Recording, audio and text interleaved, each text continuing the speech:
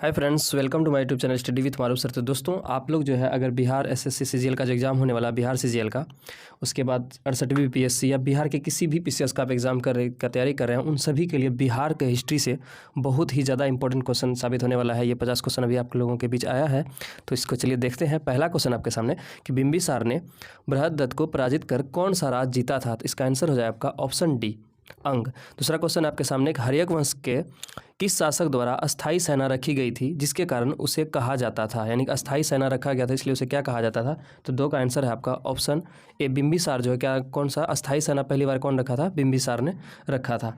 आगे देखते हैं दोस्तों, आगे है आपका कि मगध सम्राट अजातशत्रु को राज विस्तार नीति का उल्लेख किस जैन ग्रंथ में हुआ है? यानी मगध सम्राट में जो अजातशत्रु का जो राज विस्तार का जो जैन हुआ है, राज विस्तार की नीति का उल्लेख तो कौन सा जैन ग्रंथ में हुआ है? तो 3 नंबर का आंसर आपका ऑप्शन सी, निर्यावली सूत्र में। आगे है, बिहार के बड़े पैमाने पर उत्खनन कार्य करने वाले पुरातत्व नेता थे, यानी पुरातत्ववेता थे, नेता नहीं, पुरातत्व विभाग का जो एक आदमी था, यानी सबसे बड़ा जो बिहार में उत्खनन किया है, तो वो कौन किया था? तो आपका आंसर हो जाए आपका 4 का आंसर ऑप्शन बी, कनिंघम। याद रखिएगा, अलेक्जेंडर कनिंघम जो है वो भारत में जो पुरातत्व विभाग का जनक भी माना जाता है। उसी ने ही भारत में पुरातत्व विभाग का स्थापना किया था।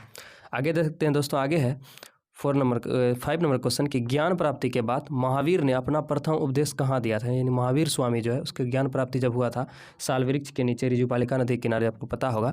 तो ज्ञान प्राप्त होने के बाद वो अपना प्रथम उपदेश कहाँ दिया था? तो 5 का आंसर है आपका ऑप्शन डी, राजगीर में दिया था। प्रथम उपदेश महावीर स्वामी कहाँ दिए थे? आपका राजगीर में दिए थे। और महावीर स्वामी का बचपन का नाम क्या था?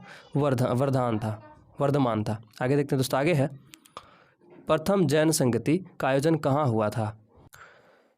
इसका आंसर हो जाए आपका 6 नंबर का ऑप्शन ए, पाटलिपुत्र में। यानी प्रथम जैन संगति का आयोजन कहाँ पर हुआ था? पाटलिपुत्र में हुआ था। और द्वितीय जैन संगति का आयोजन कहाँ हुआ था? वल्लभी, गुजरात में। याद रखिएगा। आगे देखते दोस्तों, आगे है स्वामी सहजानंद की गिरफ्तारी के बाद बिहार किसान आंदोलन का नेतृत्व किसने किया था? जब स्वामी सहजानंद का जब क्या हुआ था, आपका गिरफ्तारी हो गया था, तो बिहार में किसान आंदोलन का नेतृत्व किसने किया था? 7 नंबर का आपका आंसर हो जाए आपका ऑप्शन बी, कार्यानंद शर्मा। याद रखिएगा। आगे देखते हैं, भागलपुर में एक आज़ाद दस्ते का गठन किया गया था। तो भागलपुर में जो आज़ाद दस्ते का गठन हुआ था कौन किया था? 8 नंबर का आंसर आपका ऑप्शन है, सियाराम सिंह। दोस्तों, आप किसी भी एग्जाम का तैयारी करते हैं, बीपीएससी या बिहार दरोगा, बिहार एसआई, किसी चीज़ का भी तैयारी करते हैं, आप इस चैनल से आप जुड़ सकते हैं। यदि आप चैनल पर नए हैं तो चैनल को सब्सक्राइब कर लें, अपने दोस्तों के साथ शेयर करना ना भूलें। तो चलिए आगे देखते हैं। आगे क्वेश्चन आपका, प्रभावती देवी किस क्षेत्र के स्वतंत्रता सेनानी थे? तो प्रभावती जो है स्वतंत्रता सेनानी थी, ये तो कन्फर्म हो गया। और कौन सा क्षेत्र का था? इसका आंसर आपका ऑप्शन बी, पटना से थे।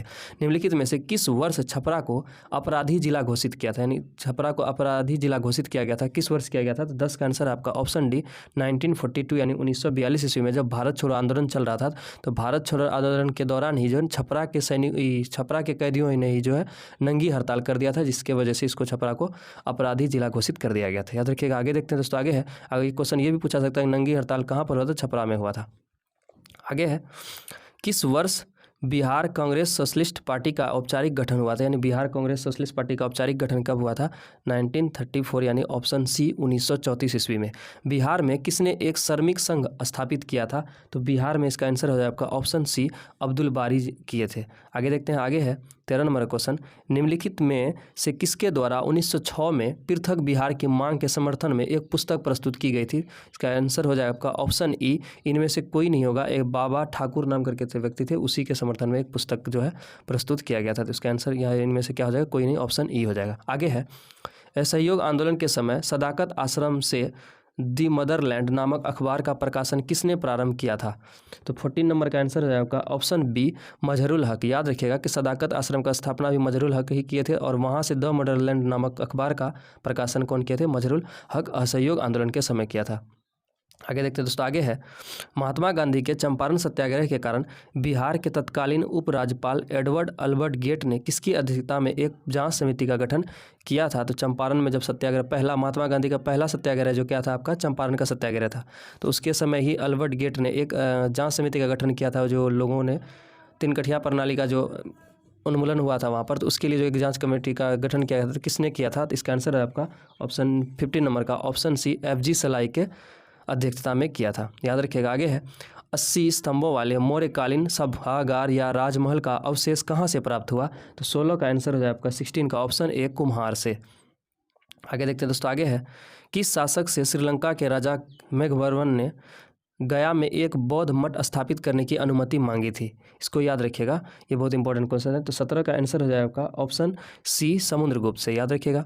समुद्रगुप्त जो भारत का नेपोलियन किसे कहा जाता है? समुद्रगुप्त को कहा जाता है। समुद्रगुप्त में एक बहुत ही प्रसिद्ध कवि थे, उसका नाम क्या था? हरिसेन। उसी का किताब का नाम क्या था आपका? प्रयाग प्रशस्ति अभिलेख, उसी के द्वारा लिखा गया था। आगे है शुंग वंश के पतन के बाद मगध पर किस वंश का शासन स्थापित हो गया? यानी जब शुंग वंश खत्म हुआ उसके बाद मगध जो है, मगध पर किसका शासन हुआ? तो 18 का आंसर है आपका ऑप्शन बी कन्नौ वंश का संस्थापक हो गया, यानी कि स्थापित हुआ। आगे देखते हैं दोस्तों, आगे है 19 नंबर का बोध गया के महाबोधि मंदिर का स्थापना हुई, यानी बोध गया में जो महाबोधि मंदिर का स्थापना किसके काल में हुआ? तो 19 का आंसर है आपका ऑप्शन सी गुप्त काल में। आगे है 20 नंबर का हर्षवर्धन की मृत्यु के बाद बिहार के कुछ क्षेत्र में कुछ समय के लिए तिब्बत की संप्रभुता स्थापित हो गई थी, जिसका अंत किया था? तो 20 नंबर का आंसर है आपका ऑप्शन सी आदित्य सेन ने इसका अंत कर दिया था। यानी कि हर्षवर्धन की मृत्यु के बाद क्या हुआ? बिहार में कुछ क्षेत्र में समय के लिए तिब्बत की संप्रभुता, यानी तिब्बत वाली संप्रभुता स्थापित हो गई थी। इसका अंत कौन कर दिया? आदित्य सेन ने कर दिया। सेन वन के तो होंगे। आगे देखते हैं दोस्तों, आगे है कांग्रेस के तीसरे अधिवेशन में बिहार के कितने प्रतिनिधियों ने भाग लिया था? यानी तीसरा अधिवेशन में 21 का आंसर है आपका ऑप्शन ए 2 प्रतिनिधि भाग लिया था। आगे है दानापुर के किस रेजिमेंट सैनिक टुकड़ियों ने 25 जुलाई 1857 के कंपनी के विद्रोह के विरुद्ध विद्रोह कर दिया था? तो इसका आंसर हो जाए आपका ऑप्शन ए 7वीं और 8वीं दोनों इन्फेंट्री के जो है सैनिकों ने विद्रोह कर दिया था, इसलिए इसका आंसर हो जाए आपका ऑप्शन ई इनमें से कोई नहीं, इनमें से एक अधिक, यानी ऊपर में से एक से अधिक, यानी आंसर है आपका इसका 7वीं और 8वीं दोनों होगा। आगे देखते हैं दोस्तों, आगे है बिहार के वहाबी नेताओं में आजीवन कारावास की सजा निम्न में से किसे मिली थी? तो आजीवन कारावास की सजा निम्न में से किसे मिली थी? तो 23 नंबर का आंसर हो जाए आपका 23 नंबर का आंसर ऑप्शन ए अहमदुल्ला को, याद रखिएगा। आगे है निम्न में से संथाल विद्रोह कब हुआ था? निम्न में से संथाल विद्रोह कब हुआ था? तो 24 नंबर का आंसर है आपका ऑप्शन डी 1855 और 56 में संथाल विद्रोह हुआ था, याद रखिएगा। 1855 से 1856 में। 25 की ओर बढ़ते हैं। 25 है रेवती नाग को किस संस्था ने भागलपुर में क्रांति प्रचार के लिए भेजा था? रेवती नाग जो है नाग को किस संस्था ने भागलपुर में क्रांति प्रचार के लिए भेजा था? तो 25 का आंसर आपका ऑप्शन डी ढाका अनुसूलन समिति जो थे वही भेजा था उसको। आगे देखते हैं दोस्तों, आगे है 26 नंबर का विधान परिषद सदस्य चुने जाने हेतु, यानी विधान परिषद में सदस्य चुने हेतु योग्यता होनी चाहिए। क्या योग्यता होनी चाहिए? इसका आंसर है 26 नंबर का आंसर ऑप्शन ई ऊपर में से सभी, यानी भारत का नागरिक हो, आयु कम से कम 30 वर्ष हो, ये सभी होगा। इसके लिए आंसर क्या होगा आपका ऑप्शन ई। 27 की ओर बढ़ते हैं। 27 है निम्नलिखित में से कौन पटना उच्च न्यायालय के पहले मुख्य न्यायाधीश थे? यानी पटना उच्च न्यायालय का जो पहले, सबसे पहले आपको ये बताना है कि पटना उच्च न्यायालय की स्थापना कब हुई थी और उसका मुख्य न्यायाधीश कौन थे? ये आपको कमेंट सेक्शन में आके बताना है कि पटना उच्च न्यायालय की स्थापना कब हुई थी। 27 नंबर का आंसर हो जाए आपका ऑप्शन सी एडवर्ड चैम्प्स चेमियार जो है क्या थे? चैम्प्स चेमियार पहले मुख्य न्यायाधीश थे पटना उच्च न्यायालय के। बिहार के किस जिले में खुला कारागार स्थित है?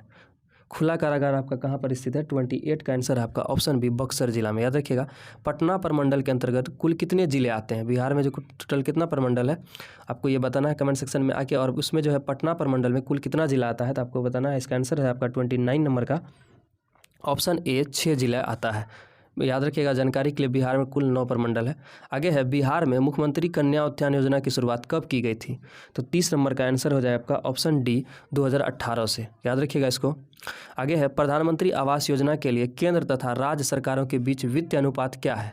तो 31 नंबर का आंसर है आपका ऑप्शन सी, यानी कि 60:40 है। बिहार में पहला जिला नियोजन का गठन कहाँ किया गया? पहला जिला नियोजन का गठन कहाँ किया गया? तो 32 का आंसर है आपका ऑप्शन सी मुंगेर में, याद रखिएगा। मुंगेर को ही जो मीर कासिम क्या बंगाल का क्या राजधानी बनाया था, और मुंगेर में ही जो क्या उसने कट्टा का फैक्ट्री स्थापित किया था, याद रखिएगा। आगे है बिहार राष्ट्र भाषा परिषद का गठन कब किया गया? बिहार राष्ट्र भाषा परिषद का गठन कब किया गया? 33 का आंसर है आपका ऑप्शन डी 1950 ईस्वी में। सेवा का अधिकार अधिनियम को लागू करने वाला भारत का दूसरा राज्य कौन है? पहला तो पता नहीं, दूसरा राज्य कौन है? पहला नहीं पूछा आपसे, दूसरा राज्य पूछा, तो दूसरा राज्य कौन है? तो 24 नंबर का आंसर आपका ऑप्शन है बिहार। आगे देखते हैं दोस्तों, आगे है महाबोधि मंदिर को किस वर्ष यूनेस्को द्वारा विरासत सूची में शामिल किया गया? तो 35 का आंसर हो जाएगा आपका ऑप्शन ए 2002 ईस्वी में। देश के पहले खादी मॉल का उद्घाटन कहाँ किया गया? खादी मॉल का उद्घाटन कहाँ किया गया? तो 36 का आंसर आपका ऑप्शन बी पटना में किया गया, याद रखिएगा। देश का पहला खादी मॉल कहाँ पर है? पटना में। आगे देखते हैं बिहार को पृथक राज्य के रूप में मान्यता दिलाने में किस राजनेता का महत्वपूर्ण योगदान था? तो 37 नंबर का आंसर हो जाए आपका ऑप्शन सी सचिदानंद सिन्हा। आगे है बिहार के किस जिले की सीमा नेपाल के साथ सबसे कम लगती है? तो 38 का आंसर हो जाए आपका ऑप्शन डी सुपौल। आगे देखते हैं दोस्तों, आगे है और आपको बताना है कि बिहार के कुल कितना ऐसा जिला है जो कि नेपाल से सीमा साझा करते हैं। निम्नलिखित में से कौन सी नदी उत्तरी गंगा के मैदान से नहीं गुजरती है? उत्तरी गंगा के मैदान से नहीं गुजरती है। तो 39 नंबर का आंसर है आपका ऑप्शन डी पुनपुन नदी जो है ये उत्तरी गंगा मैदान से नहीं गुजरती है। ये उत्तरी गंगा नहीं बल्कि दक्षिणी गंगा नदी मैदान से ये गुजरती है। ऊपर से उत्तरी तरफ से कौन कौन है आपका? बागमती है, गंडक है, कोसी है, कमला है और सरयू नदी है। और उत्तर दक्षिण से आपका कौन? कर्मनाशा हो जाएगा, आपका पुनपुन हो जाएगा, फल्गु हो जाएगा और कलियू नदी हो जाएगा। आगे है बिहार में सर्वाधिक मात्रा में मक्का का उत्पादन कहाँ होता है? बिहार में सबसे ज़्यादा मक्का का उत्पादन कहाँ पर होता है? तो 40 नंबर का आंसर हो जाएगा आपका 40 का ऑप्शन सी उत्तरी बिहार में। और उत्तरी बिहार में भी सबसे ज़्यादा मक्का का उत्पादन कहाँ पर है? इस बार कटिहार में, याद रखिएगा। 40 नंबर के बाद देते 41 नंबर में मंजूषा कला शैली का संबंध किस भौगोलिक क्षेत्र से है? मंजूषा कला जो है, तो इसका आंसर है आपका ऑप्शन सी अंग क्षेत्र से है। लोकनायक जयप्रकाश नारायण द्वारा संपूर्ण क्रांति का आह्वान कब किया गया था? तो 42 का आंसर हो जाए आपका ऑप्शन सी 5 जून 1974 को, याद रखिएगा। आगे देखते हैं ज्ञानपीठ पुरस्कार प्राप्त करने वाले पहले बिहारी कौन थे जिसको ज्ञानपीठ पुरस्कार मिला है? तो इसका आंसर है आपका 43 नंबर का ऑप्शन बी रामधारी सिंह दिनकर, जो कि कहाँ से आपका? बिहार के बेगूसराय जिला के हैं, याद रखिएगा थे। आगे है त्रिवेणी नहर किस नदी पर स्थित है? तो त्रिवेणी नहर आपका कहाँ पर स्थित है? 44 का आंसर है आपका ऑप्शन सी गंडक। त्रिवेणी नहर आपका किस नदी पर स्थित है? गंडक नदी पर स्थित है। बिहार में औद्योगिक प्रोत्साहन नीति को कब लागू किया गया तो 45 का आंसर है आपका ऑप्शन है 2011 में, याद रखिएगा। औद्योगिक प्रोत्साहन नीति कब? 2011। बिहार में सर्वाधिक मात्रा में चूना पत्थर का विस्तार पाया जाता है। तो पाया तो जाता है लेकिन कहाँ पर पाया जाता है? तो 46 का आंसर है आपका ऑप्शन है रोहतास में। यानी कि बिहार में सबसे ज़्यादा चूना पत्थर पाया जाता है, यानी पायराइट। तो पायराइट में सबसे ज़्यादा कहाँ पर पाया जाता है? रोहतास में, याद रखिएगा। आगे देखते हैं 47 का बिहार सरकार द्वारा किस तिथि को प्रतिवर्ष शहीद दिवस मनाए जाने की घोषणा की गई है? तो 47 नंबर का आंसर है आपका ऑप्शन बी 15 फरवरी को जो है शहीद दिवस के रूप में हमें हर साल मनाने की घोषणा की गई है। आगे है केंद्र सरकार द्वारा गरीब कल्याण रोजगार योजना की शुरुआत बिहार के किस जिले से किया गया?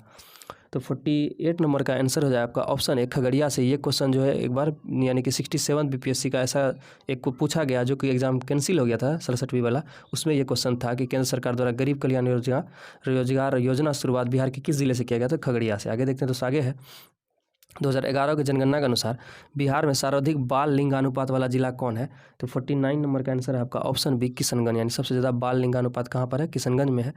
और वैसे अगर पूछा जाएगा कि सबसे ज़्यादा लिंगानुपात कहाँ पर है तो गोपालगंज में है। आगे है लास्ट क्वेश्चन मैथिली भाषा को किस राज्य सरकार ने द्वितीय राजभाषा का दर्जा दिया है? तो 50 का आंसर है आपका ऑप्शन बी झारखंड जो है मैथिली भाषा को द्वितीय राजभाषा का दर्जा दिया है। किसको? मैथिली भाषा को। तो दोस्तों हम लोग है जो 50 इंपॉर्टेंट क्वेश्चन का भी डिस्कशन कर लिए। यदि आप बिहार सीजीएल का इस बार एग्जाम दे रहे हैं तो उसके लिए तो बहुत ज़्यादा इंपॉर्टेंट है और 68वीं बीपीएससी के लिए भी बिहार स्पेशल से आने वाले क्वेश्चन में बहुत ज़्यादा इंपॉर्टेंट होने वाला है। तो इसी तरह के क्वेश्चंस को देखने के लिए हमारे चैनल के साथ जुड़े और वीडियो अगर अच्छा लगे तो अपने दोस्तों के साथ शेयर करें और चैनल को लाइक करें और सब्सक्राइब करें। चलिए मिलते हैं दूसरे वीडियो में, तब तक के लिए धन्यवाद।